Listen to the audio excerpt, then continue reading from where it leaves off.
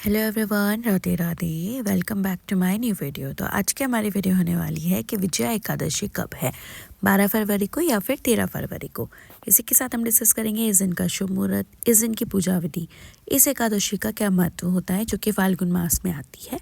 साथ में हम जानेंगे कुछ ऐसे उपाय जो आप इस दिन कर सकते हैं जो बहुत ही सरल से और चमत्कारी होने वाले हैं और भगवान विष्णु और माता लक्ष्मी की कृपा पा सकते हैं, अपने घर को धन धान्य से भर सकते हैं। तो चलिए शुरू करते हैं। हिंदू धर्म में भगवान श्री विष्णु की कृपा पाने के लिए एकादशी व्रत का बहुत ज़्यादा महत्व माना गया है।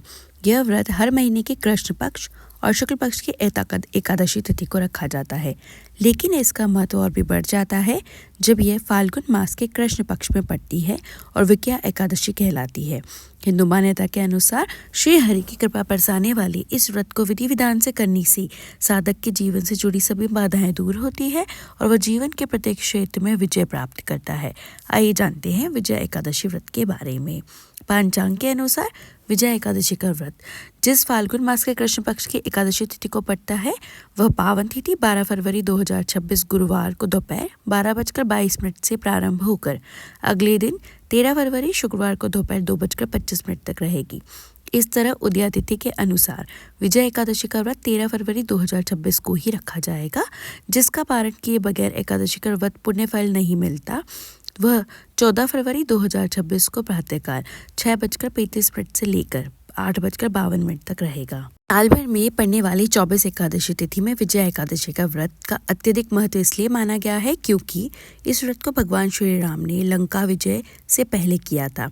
मान्यता है कि इस व्रत को करने से साधक के जीवन से जुड़ी सभी रोग शोक दूर होते हैं और वह अपने शत्रुओं पर विजय प्राप्त करता है। विजय एकादशी व्रत के पुण्य प्रभाव से व्यक्ति को कोर्ट कचहरी के मामलों में जीत हासिल होती है, इसलिए इस दिन आपको भगवान श्री राम की भी विशेष पूजा करनी चाहिए। विजय एकादशी का व्रत पुण्य फल पाने के लिए साधक को प्रातःकाल भोर में स्नान करने के बाद सबसे पहले सूर्य नारायण को तांबे के लोटे से अर्घ्य देना चाहिए। उसके बाद श्री हरि और श्री राम जी की पूजा करनी चाहिए। आइए सबसे पहले जान लेते हैं इस दिन के शुभ मुहूर्त। ब्रह्म मुहूर्त रहेगा 5:18 से लेकर 6:10 AM तक। अभिजीत मुहूर्त रहेगा 12:13 PM से लेकर 12:58 PM तक। अमृतकाल मुहूर्त रहेगा 9:08 AM से लेकर 10:54 AM तक। विजय मुहूर्त रहेगा 2:27 PM से लेकर 3:11 PM तक और निशिता मुहूर्त रहेगा 12:09 AM से लेकर 1:01 AM तक 14 फरवरी को। आइए जानते हैं कि इस एकादशी की पूजा आपको किस तरीके से करनी है। विजय एकादशी के दिन सुबह जल्दी उठे, स्नान करें और पीले रंग के वस्त्र धारण करें। एक चौकी लिए उस पर भगवान विष्णु की प्रतिमा स्थापित करें। केसरी घी का दीपक जलाएं, फूल माला चढ़ाएं, चंदन का तिलक लगाएं और तुलसी पत्र अर्पित करें। भगवान विष्णु को पंचामृत, फल और मखाने की खीर या घर पर बनी कोई भी मिठाई अर्पित करें।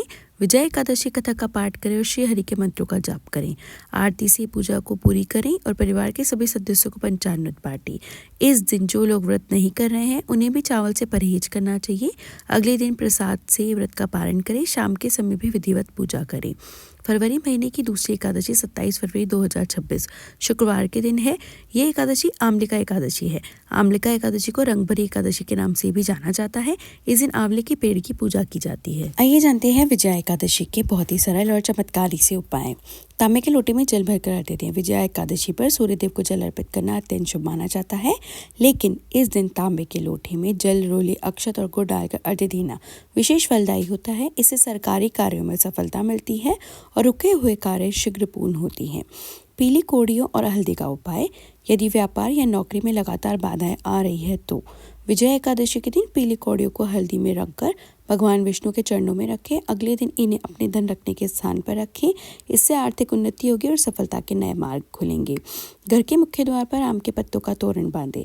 विजय एकादशी के दिन आम के पत्ते से घर के मुख्य द्वार पर तोरण बांधने से नकारात्मक ऊर्जा दूर होती है और सकारात्मकता बढ़ती है। ये उपाय घर में सुख, शांति और समृद्धि बनाए रखता है तथा घर के सदस्य को सफलता प्राप्त होती है। 7 प्रकार के अनाज का दान करें। शास्त्रों के अनुसार इस दिन 7 प्रकार के अनाज गेहूँ, चावल, मूंग, मसूर, चना, जौ और तिल मिलाकर ब्राह्मण या जरूरतमंद व्यक्ति को दान करने से जीवन में सुख समृद्धि आती है और शत्रु बाधा समाप्त होती है। श्री राम और हनुमान जी की विशेष पूजन करें।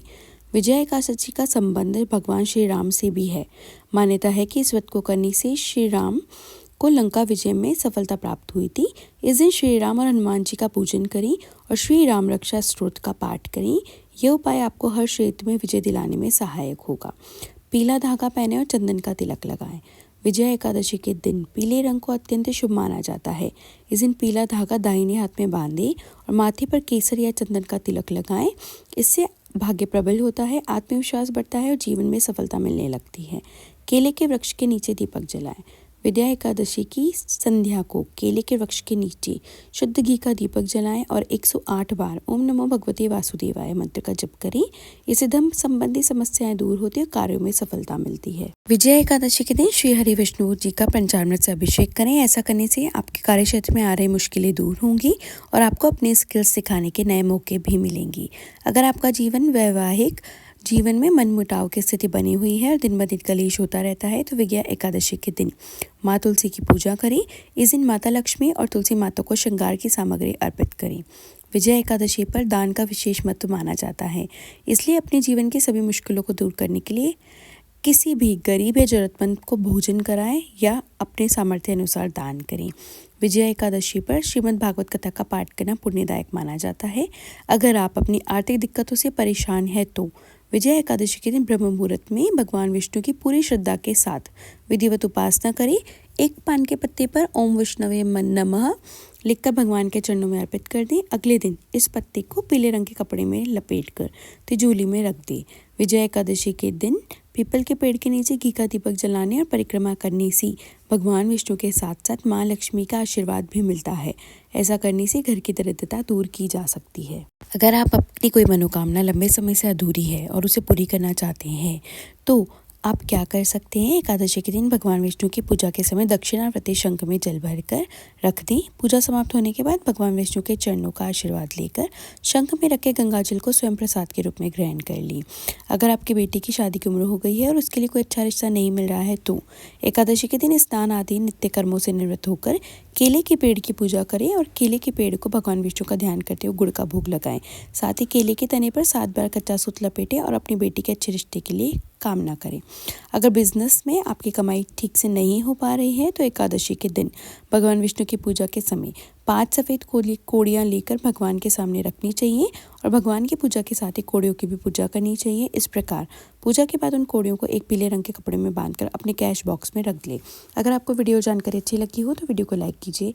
ऐसी ही और वीडियोज़ देखने के लिए मेरे चैनल को सब्सक्राइब कीजिए। Thank you for watching. Shri Hari Vishnu.